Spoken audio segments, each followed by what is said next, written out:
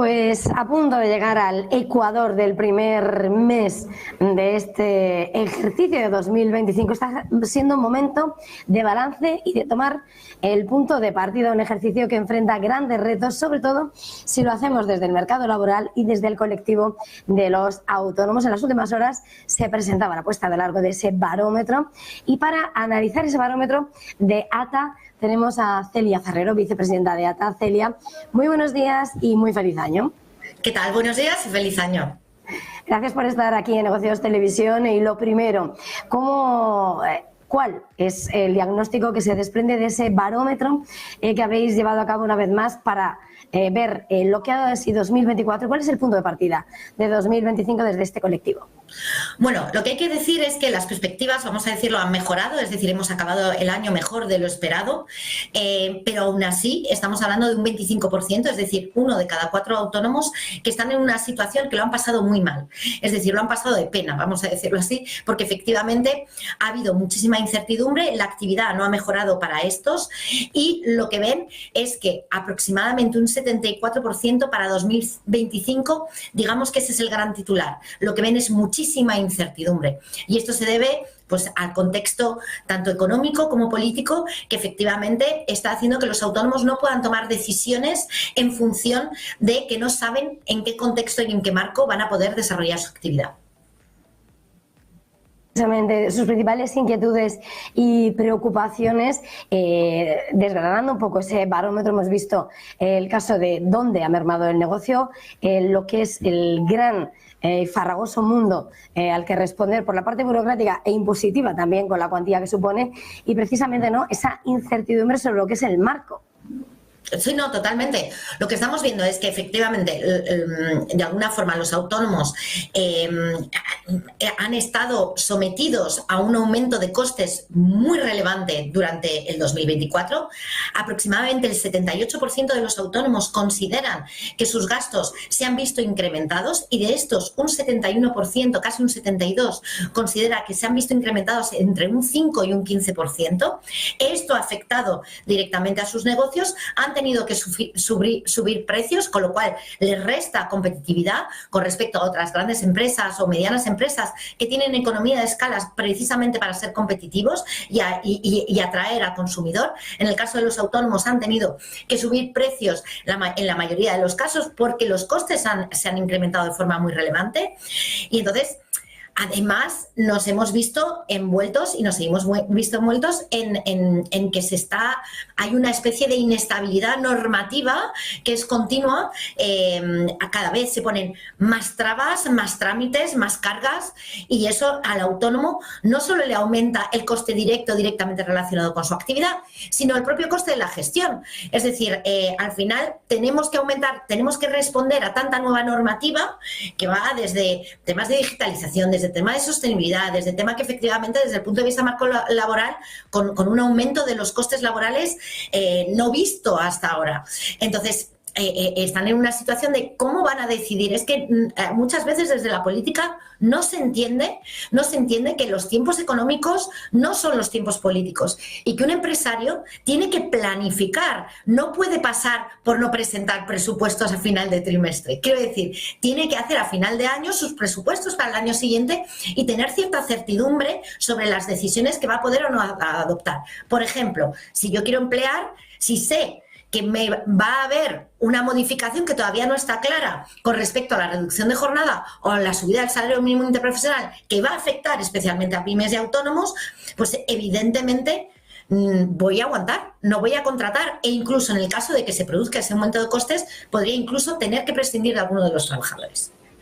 Claro, Celia, precisamente ahí está, y de hecho era una de las preguntas que recogíais en el barómetro, y quería preguntarte hasta qué punto, pese a la indefinición, la incertidumbre, pero bueno, ese horizonte pintado ya por parte del Ministerio de Trabajo de que sí o sí quiere implementarse ya ese recorte de las horas de la jornada laboral, como también el incremento de la subida del salario mínimo interprofesional, en cuanto a la evolución a la hora de contratar, ¿qué perspectivas tienen?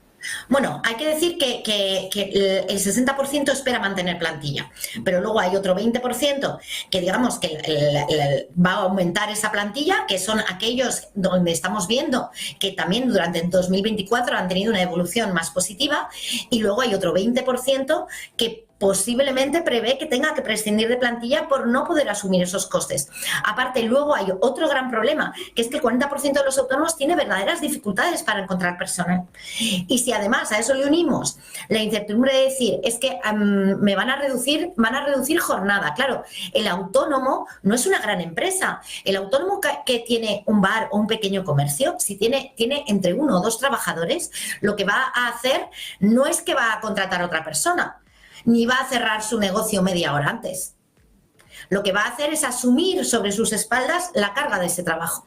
Y no nos olvidemos que hoy en día ya el autónomo trabaja casi una jornada más que el asalariado. Con lo cual, lo que estamos yendo es en contra de la propia salud mental y física de los autónomos, que van a tener que asumir muchísima más carga de trabajo, porque la carga de trabajo no va a disminuir. Yo no puedo decir en un restaurante cierro media hora antes, porque no existe, tiene que haber ese servicio, y para poder competir se tiene que ofrecer ese servicio al consumidor. Nos olvidamos muchas veces, y los trabajadores evidentemente que son importantes, y en este caso son casi familia del autónomo, pero nos olvidamos muchas veces que lo que realmente se tiene que centrar en un autónomo es en vender y en sus consumidores. Y por tanto, para poder competir y para poder ganar, tiene que orientar su negocio siempre al consumidor y a las necesidades del consumidor.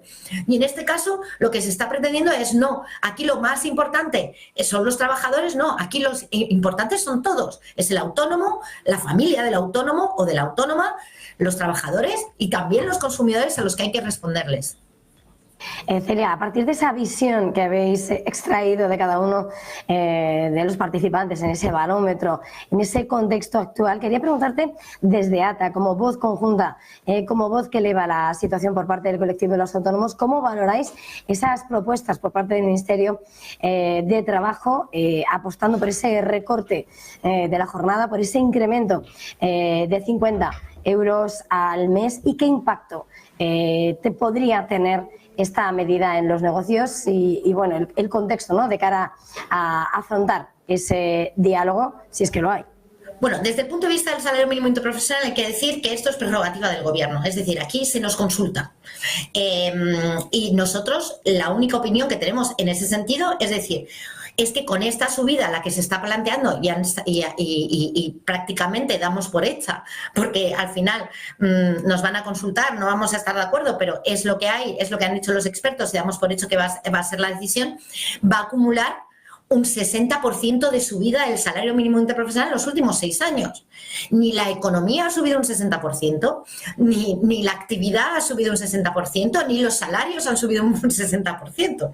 Quiero decir que no entendemos cuál es el índice para decir que eso es así. Nosotros siempre hemos defendido que sí, que tiene que haber subidas del salario mínimo interprofesional, pero evidentemente acorde a una referencia, que puede ser pues la subida de la inflación, que puede ser la propia economía, que no está creciendo por encima de o sea, no va a crecer en el porcentaje en el que se pretende subir el salario mínimo interprofesional.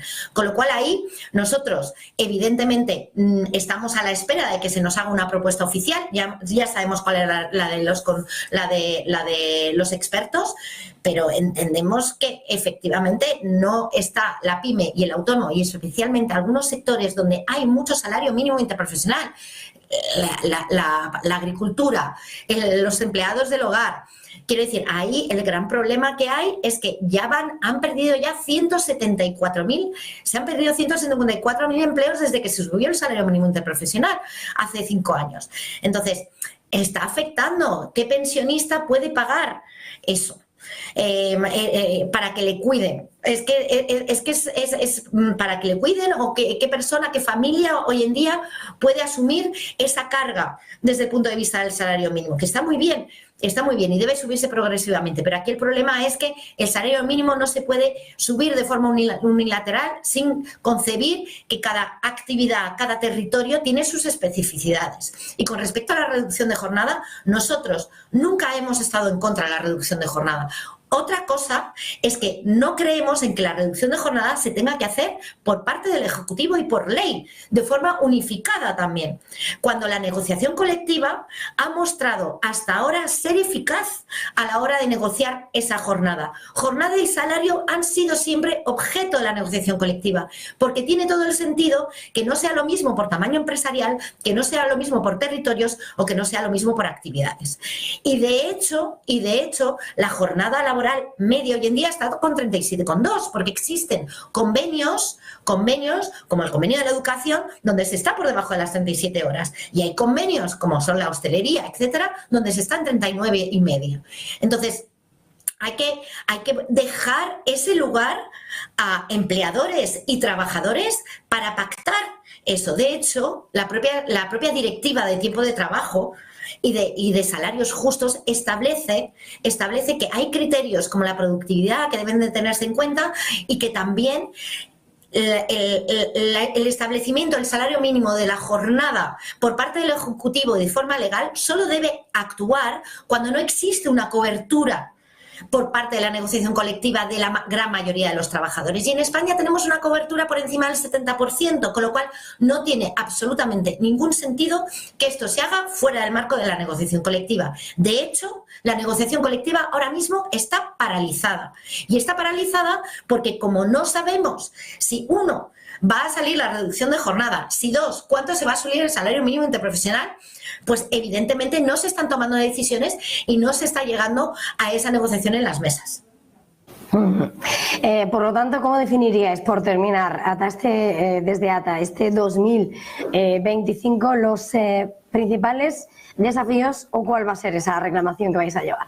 Pues nosotros, evidentemente, intentar que la Administración entienda que la actividad económica necesita certidumbre y seguridad jurídica, y que aparte de eso, que hay que quitarle palos en las ruedas e intentar que las trabas sean las mínimas posibles, que no podemos estar todos los días leyendo el BOE, ni los boletines oficiales de comunidades autónomas ni de ayuntamientos. Se nos tiene que ayudar a hacer lo que sabemos hacer y para lo que hemos emprendido, que es vender, no para estar respondiendo a unos requerimientos de la administración pública con respecto a cada vez más trabas, más cargas burocráticas, y que nos hacen ser poco competitivos, porque al final lo que está pasando, y es lo que estamos viendo, que sí, que el empleo va bien, pero lo están creando las grandes empresas. Las microempresas, los autónomos de 1 a 2 trabajadores están destruyendo empleo desde hace un año. Y si vaciamos el tejido empresarial de quienes son sus pilares fundamentales, que son los autónomos y las pymes, vamos a tener problemas desde el punto de vista económico y sobre todo de desertización de las zonas rurales. Pues muchísimas gracias por este tiempo, por estar aquí en Negocios Televisión. Celia Ferrero, vicepresidenta de ATA.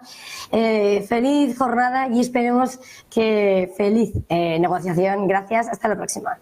Hasta la próxima y muchísimas gracias a vosotros.